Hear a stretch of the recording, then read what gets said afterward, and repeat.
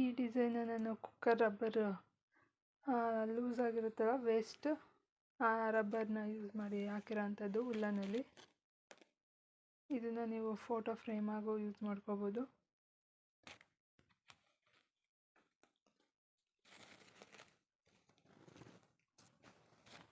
ನಿಮಗೆ ಯಾವ ಕಲರ್ ಬೇಕಾದರೂ ಹಾಕೋಬೋದು. ಒಂದು ಕಲರ್ ಆದರೂ ಸರಿ, ಡಬಲ್ ಆದರೂ ಸರಿ, ಇಲ್ಲ ಮಲ್ಟಿ ಕಲರ್ ಆಗು ಯೂಸ್ ಮಾಡ್ಕೋಬೋದು. ನಾನು ಕೊನೆಯದಾಗಿ ಇಲ್ಲಿ ಕುಚ್ಚು ಕಟ್ಟಿದ್ದೀನಿ, ಇದನ್ನು ಕಟ್ ಮಾಡಿಲ್ಲ, ಹಾಗೆ ತೋರಿಸ್ತಾ ಇದ್ದೀನಿ.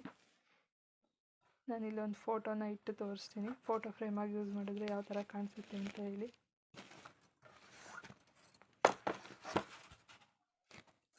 ನೀವು ಬೇಕಾದ್ರೆ ನಿಮ್ಮ ಮನೆಯಲ್ಲಿ ಮಕ್ಕಳದು ಯಾವುದಾದ್ರೂ ಇದ್ದರೆ ಅದನ್ನು ಈ ಅಳತೆ ಕೊಟ್ಟು ಮಾಡಿಸ್ಕೊಂಡು ಈ ರೀತಿಯಾಗಿ ಹಾಕೋಬೋದು ಗೋಡೆಗಳಿಗೆ.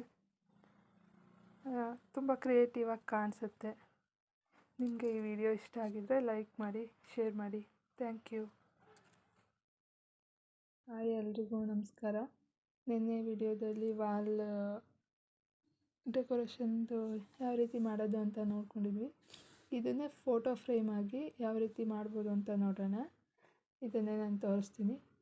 ಪಾಪುಗಳೇನಾದರೂ ಇದ್ದರೆ ನೀವು ಪ್ರತಿ ತಿಂಗಳು ಫೋಟೋಶೂಟ್ ಅಂತ ಮಾಡ್ತಿರಲ್ಲ, ಅದನ್ನೇ ಬೇಕಾದರೆ ಇದಕ್ಕೆ ಕಟ್ ಮಾಡಿಸ್ಕೊಂಡು ಇದ್ರ ಅಳತೆಗೆ ಫೋಟೋಗಳನ್ನ ಅಂಟಿಸಿ ಪ್ರತಿ ತಿಂಗಳದು ಇದು ಮಾಡ್ಕೋಬೋದು.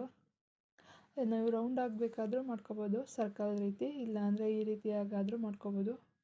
12 ಬಳೆಗಳನ್ನ ಯೂಸ್ ಮಾಡ್ಕೊಂಡು ಪ್ರತಿ ತಿಂಗಳದು ಮಾಡ್ಕೋಬೋದು. ನಾನು ಕೆಲವು ಫೋಟೋಗಳನ್ನ ಇದಕ್ಕೆ ಇಟ್ಟು ತೋರಿಸ್ತೀನಿ, ಯಾವ ರೀತಿಯಾಗಿ ಕಾಣಿಸುತ್ತೆ ಅಂತ ನೋಡೋಣ. ನಾನು ಫೋಟೋಗಳನ್ನ ಸುಮ್ಮನೆ ಇಟ್ಟು ತೋರಿಸಿದ್ದೀನಿ.